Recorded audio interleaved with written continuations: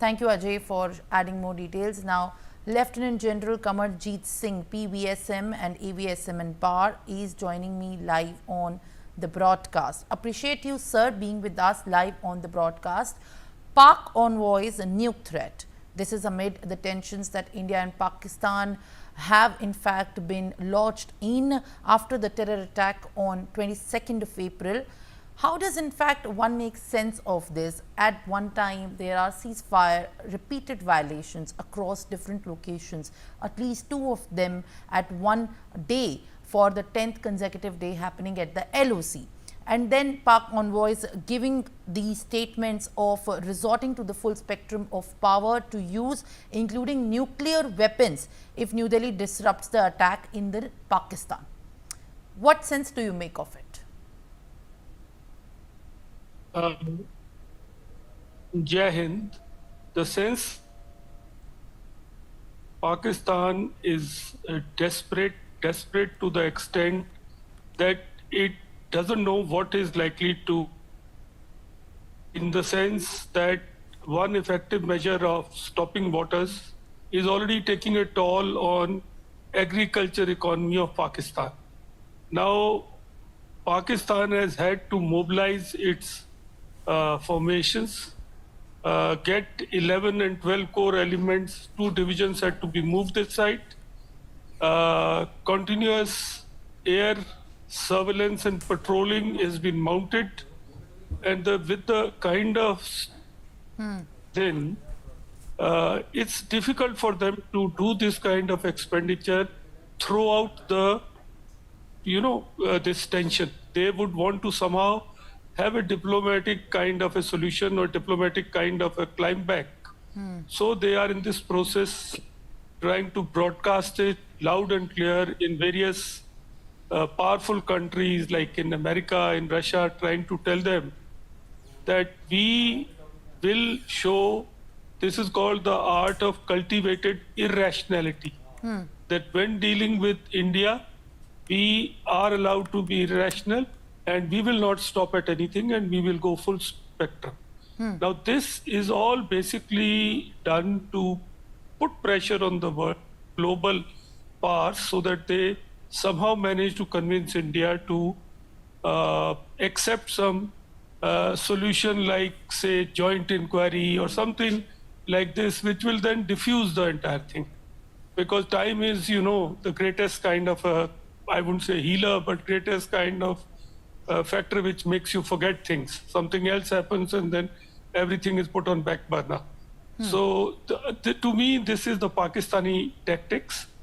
And I read it well because when we did a prolonged deployment, either in Operation Prakram, or after the parliament attack and all, and did this thing in Galwan, our deployment on LAC is costing us money, costing us resources, is causing human casualties on us.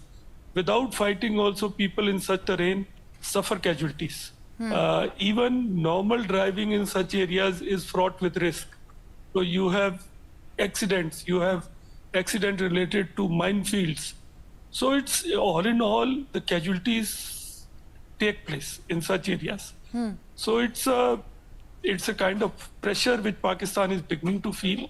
Now India has also to calibrate it in such a way that let them feel the pressure, let them get under pressure and accept our terms, which basically are very simple, that you please get hold of those handlers, the people who mount these operations, people who vector these operations, and take action against them.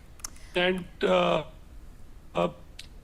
involve us in that process, give us that confidence, because Hafiz Saeed, who was mastermind of Mumbai attacks, is still enjoying the hospitality of Pakistani government. So that needs to be taken care of.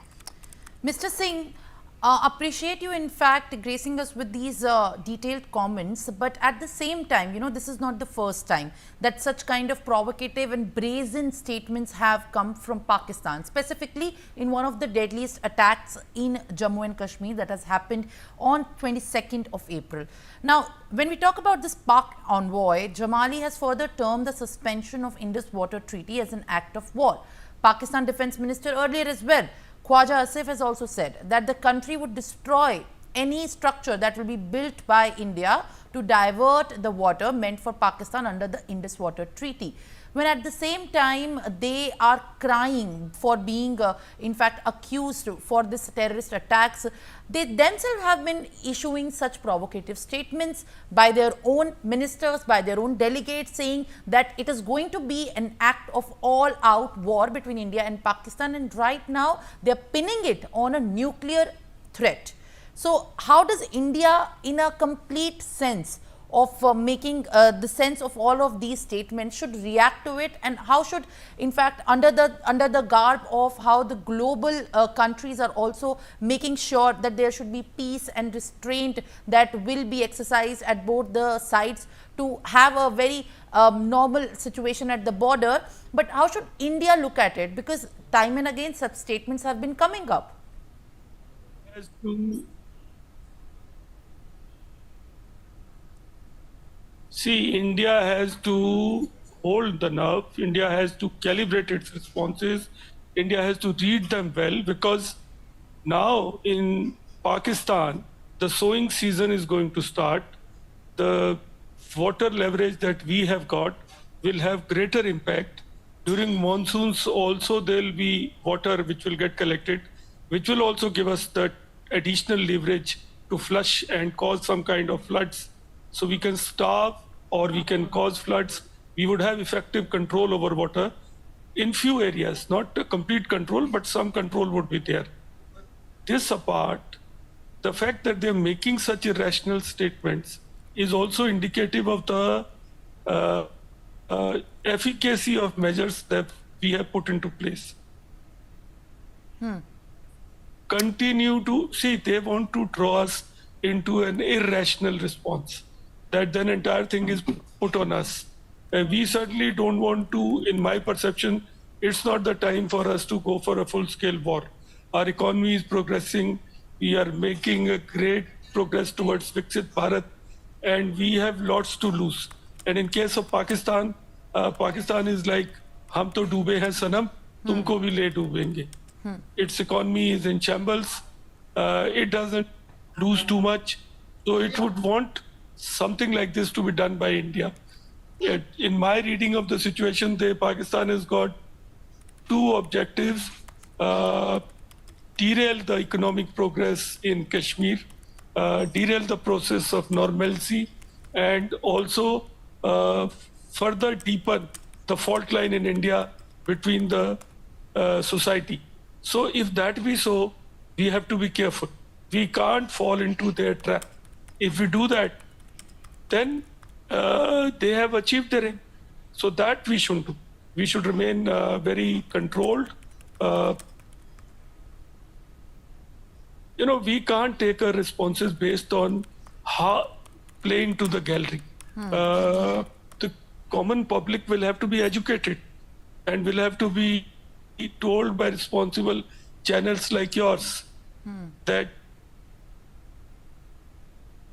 have faith in your government, in your forces, give them time and tire out the other party. So that's how I read the entire situation. Well, all right, Mr. Singh, thank you very much for being with us. I'll request you to kindly stay on, as we are also learning more updates and in fact more developments that are coming as per this time.